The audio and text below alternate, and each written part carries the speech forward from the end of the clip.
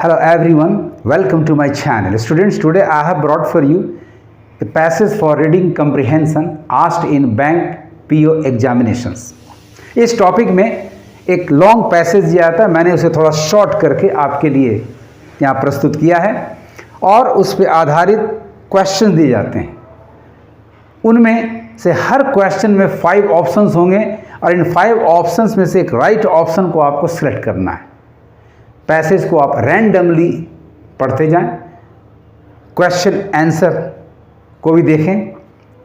कहने का मतलब है कि सबसे पहले आप एक क्वेश्चन और उसके आंसर्स को पढ़ लें और उसके बाद पैसेज में रैंडमली जाएं और जहां भी उससे रिलेटेड वर्ड या फ्रेज या क्लॉज मिले वहां रुक जाएं, ध्यान से पढ़ें और सही आंसर को मार्क करें। तो क्वेश्चन नंबर 1 आपका, विच of the following is the most important thing for a human being? Answer in the context of the passage. Option A, mayonnaise jar. Option B, golf. C, coffee. D, pebbles. E, sand. आइए passage को randomly पढ़ें। A professor stood before his philosophy class and had some items in front of him. When the class began, wordlessly he picked up a very large and empty mayonnaise jar. सबसे पहले उन्होंने jar को ही क्यों उठाया? ये strike करता है कि इन 5 में से सबसे इंपॉर्टेंट यही है। यानी फर्स्ट 2 सेंटेंसेज को पढ़ते ही सही जवाब आपके पास आ गया। थोड़ा सा अटेंटिव रहना है। And proceeded to fill it with golf balls. उसके बाद गोल बॉल्स को उठाया। Then he poured into it. ज्यादा पढ़ने की जरूरत नहीं है। The right answer is number A, mayonnaise jar. This is the most important thing for a human being. थोड़ा और श्योर होने के लिए थोड़ा आगे भी पढ़े हम लोग, रैंडमली जाना है। The gold balls are the important things. Your God, family, children, health and friends. The sand is everything else. Coffee represents still some. इसका मतलब सबसे ज़्यादा महत्व है क्योंकि उसी के अंदर वो सारा है। तो सबसे ज़्यादा महत्व, प्रायोरिटी जार को दिया गया है इस पैसेज में। So right answer is number A, mayonnaise jar. B, golf. C, coffee. D, pebbles, and E, sand are thus eliminated. Now let us see question number 2. Find the incorrect statement on the basis of the passage. Passage के आधार पर दिए गए A, B, C, D 4 statements में से पकड़ना है कि कौन सा इनकरेक्ट है। यदि चारों के चारों यदि करेक्ट स्टेटमेंट्स हैं तो आंसर होगा आपका E, none of the above। आइए ऑप्शंस को पढ़ लें। The professor, number A, the professor wanted to prove that one's life can not be completely full however busy one may be. Number B, the golf ball is more important than the pebble और sand. Number C, the life of a human being can not go well without friends, यानी इसका भी importance है। The jar is more important than the coffee. अब passage को आप randomly पढ़ो, थोड़ा फास्ट पढ़ना है।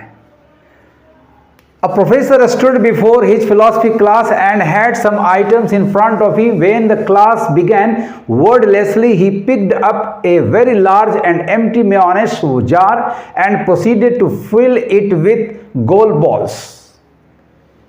Then he poured into it pebbles, sand and coffee respectively. Then he asked his students if the jar was full. He said, I want you to recognize that the jar represents your life. The gold balls are the important things. Your God, family, children, health and friends. The sand is everything else. Coffee represents still some room for a couple of cups of coffee with your friends. Your life cannot be completely full. अब mind में ये सारे concept, सारे ideas होना चाहिए। अब देखिए professor साहब इस पैसेज में चाहते हैं ये साबित करना once life can not be completely full, ये क्लियर है लास्ट लाइन से। सो ये आपका करेक्ट है, यानी ये करेक्ट है, इनकरेक्ट नहीं है। Number B, the golf ball is more important than the pebbles. Yes, golf ball पहले जाता है जार में, उसके बाद पेबल्स डाला जाता है और तब सैंड की बारी आती है और फाइनली कॉफी की बारी आती है। यानी ये भी कहना चाहते हैं पैसेज में, तो बी भी आपका करेक्ट है। Number C, the life of a human being can not go well without friends. Yes, friends का भी इंपॉर्टेंस है पैसेज में, कॉफी विद योर फ्रेंड्स, यानी स्टेटमेंट नंबर सी भी आपका करेक्ट जा रहा है। Number D, the jar is more important than the coffee, चूंकि जार लाइफ को रिप्रेजेंट करता है तो कॉफी फ्रेंड्स के लिए आ रहा है और लाइफ के अंदर ही फ्रेंड्स है, यानी ये स्टेटमेंट भी बिल्कुल करेक्ट है। So students, all the given four statements A B C and D are correct as regards the passage. So the right answer is number E. None of the above statements is incorrect. अब आते हैं question number 3 पे। What does the coffee represents in the context of the passage? इस passage के संदर्भ में, context में coffee क्या रिप्रेजेंट करता है, क्या दर्शाता है?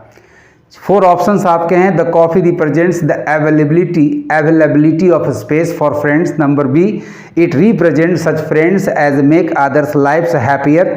Number C, it represents the most aromatic drink providing freshness. Number D, it represents the dark side of a human being. Number E, none of the above. आइए, आपने कई बार पैसेज को रैंडमली पढ़ा है, तो लास्ट लाइन्स में आप देखिए, coffee represents still some room, some space for a couple of cups of coffee with your friends. Your life cannot be completely full.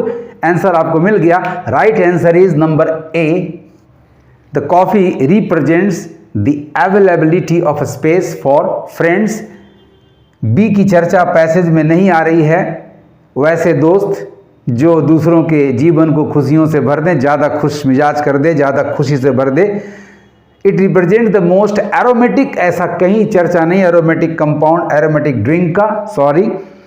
Number D, it represent the dark side, no pessimism की भी चर्चा कहीं पर नहीं हुई है, so this is also eliminated.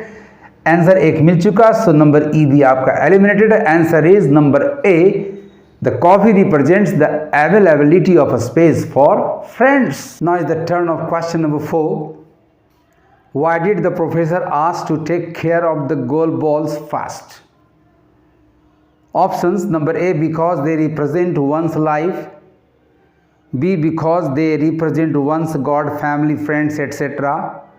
C, because they can help keep oneself healthy. D, because they are very delicate. E, other than those given as options. अब आप पैसेज को कई बार पढ़ चुके हैं, देख चुके हैं, तो गौर से देखिए गोल बॉल्स के बारे में। Then he poured into, proceeded to fill it with golf balls, then he poured into pebbles, sand, etcetera etcetera. He said, I want you to recognize that this jar represents your life. The goal balls are the important things, your God, family, children. Answer आपका मिल गया। Answer number B, because they represent one's God, family, friends, etc. Life के लिए jar आया है, अतः ये eliminated हो गया। दे कैन कीप, कहीं भी हेल्दी रखने की बात नहीं हुई है, eliminated. Because they are very delicate, golf balls के डेलिकेट होने की चर्चा नहीं है, एलिमिनेटेड। और कोई रीजन नहीं, चूंकि ऑलरेडी मौजूद है नंबर बी में आपका, because they represent one's God, family, friends, etcetera. Hence number E is also eliminated. Now let us come to the last question, question number 5। Which of the following did the professor stand before? नीचे में से किसके समक्ष professor साहब खड़े थे? First line में ही आपको चर्चा है। A professor stood before his philosophy class. आइए ऑप्शंस को एग्जामिन करें। तो option A chemistry class, no it is eliminated. Physics class, no eliminated. Philosophy class, yes, चर्चा यहाँ है फर्स्ट लाइन में ही। The answer will be number C, philosophy class. English and maths class are thus easily eliminated. इस तरह से आप passage से रिलेटेड किसी भी आंसर को सोल्व करने के पहले क्वेश्चन और आंसर को ध्यान से पढ़ लें, उसके बाद पैसेज में रैंडमली जाएं, पैसेज को रैंडमली पढ़ें। जहां भी क्वेश्चन ऑप्शन से रिलेटेड कोई वर्ड, फ्रेज या क्लॉज मिले, स्टॉप कर जाएं, ध्यान से पढ़ें उन पंक्तियों को, उस पैसेज के हिस्से को, और तब राइट आंसर सेलेक्ट करके आगे बढ़ जाएं। आपको मेरा ये वीडियो कैसा लगा कमेंट करेंगे और ज़्यादा से ज़्यादा शेयर करेंगे। Thank you for watching my video.